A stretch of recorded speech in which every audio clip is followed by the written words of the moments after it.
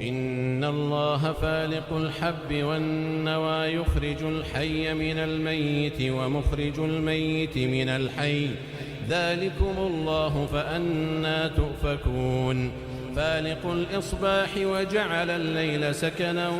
والشمس والقمر حسبانا ذلك تقدير العزيز العليم وهو الذي جعل لكم النجوم لتهتدوا بها في ظلمات البر والبحر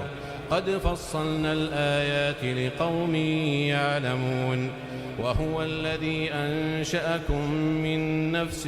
واحدة فمستقر ومستودع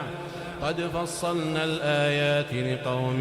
يفقهون وهو الذي أنزل من السماء ماء فأخرجنا به نبات كل شيء فأخرجنا منه خضرا نخرج منه حبا متراكبا ومن النخل من طلعها قنوان دانية وجنات من أعناب والزيتون والرمان مشتبها وغير متشابه انظروا إلى ثمره إذا أثمر وينعه إن في ذلكم لآيات لقوم يؤمنون وجعلوا لله شركاء الجن وخلقهم وخرقوا له بنين وبنات بغير علم سبحانه وتعالى عما يصفون بديع السماوات والأرض أنى يكون له ولد ولم تكن له صاحبة وخلق كل شيء وهو بكل شيء عليم ذلكم الله ربكم لا إله إلا هو خالق كل شيء فاعبدوه وهو على كل شيء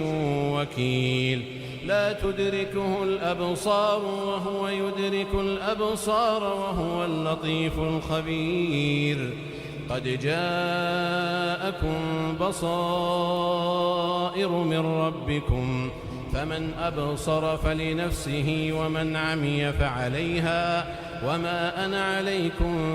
بحفيظ وكذلك نصرف الآيات وليقولوا درست ولنبينه لقوم يعلمون اتبع ما أوحي إليك من ربك لا إله إلا هو وأعرض عن المشركين ولو شاء الله ما أشركوا وما جعلناك عليهم حفيظا وما أنت عليهم بوكيل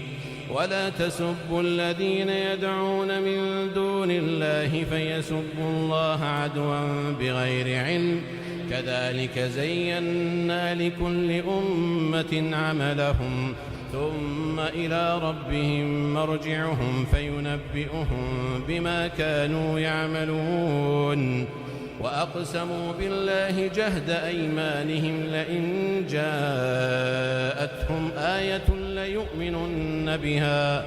قل إنما الآيات عند الله وما يشعركم أنها إذا جاءت لا يؤمنون ونقلب أفئدتهم وأبصارهم كما لم يؤمنوا به أول مرة ونذرهم في طغيانهم يعمهون ولو أننا نزلنا إليهم الملائكة وكلمهم الموتى وحشرنا عليهم كل شيء قبلا ما كانوا ليؤمنوا إلا أن يشاء الله ولكن أكثرهم يجهلون وكذلك جعلنا لكل نبي عدوا شياطين الإنس والجن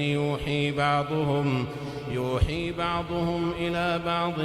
زخرف القول غرورا ولو شاء ربك ما فعلوه فذرهم وما يفترون ولتصغى إليه أفئدة الذين لا يؤمنون بالآخرة وليرضوه وليقترفوا ما هم مقترفون أفغير الله أبتغي حكما وهو الذي أنزل إليكم الكتاب مفصلا والذين آتيناهم الكتاب يعلمون أنه منزل من ربك بالحق فلا تكونن من الممترين وتمت كلمة ربك صدقا وعدلا لا مبدل لكلماته وهو السميع العليم وإن تطع أكثر من في الأرض يضلوك عن سبيل الله إن يتبعون إلا الظن وإن هم إلا يخرصون إن ربك هو أعلم من يضل عن سبيله وهو أعلم بالمهتدين فكلوا مما ذكر اسم الله عليه إن كنتم بآياته مؤمنين وما لكم ألا تأكلوا مما ذكر اسم الله عليه وقد فصل لكم ما حرم عليكم إلا ما اضطررتم إليه وإن كثيرا ليضلون بأهوائهم بغير علم إن ربك هو أعلم بالمعتدين وذروا ظاهر الإثم وباطنه إن الذين يكسبون الإثم سيجزون بما كانوا يقترفون